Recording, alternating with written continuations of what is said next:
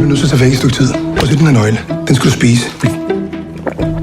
Nogle gange så skal man skal færdig først.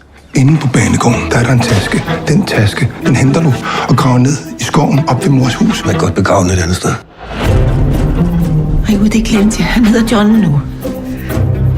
Hvorfor fanden vil du ikke have Manfred mere? Nisse, du kan jo ikke bare komme hjem, når du har været væk så længe, og så tror, at alt er det samme. Ja, John. Så er den dobbelt vildænderen. Må du med. Hold kæft. Du ligner ham jo ikke engang.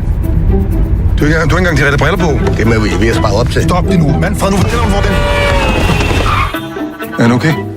Det er kun overfladiske skam. Men kan jeg så ikke tage med hjem? Hvis du sniger 500 mand ned i lommen på mig, så kan du bare tage ham.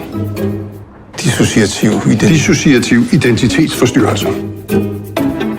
Altså, man kan ikke bare vælge sit eget navn. Jeg kan ikke bare kalde mig selv for Werner Kæmpepik. Altså, det skal afspejle i virkeligheden. Jeg forstår slet ikke, hvordan det er der mig. Folk kan virkelig godt lide mig. Fordi du er John. Du er sindssyg. Så skal du da ikke lave bane med tosser. Det er faktisk et yderst validt psykiatrisk eksperiment.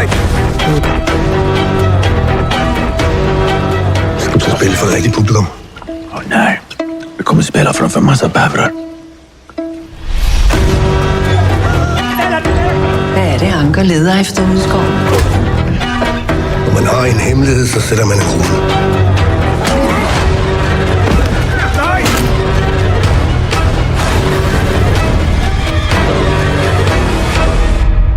Sluta svara mig ärligt nu. Har jag inte ljust hår? Och är inte mina ögon blå? Jamen,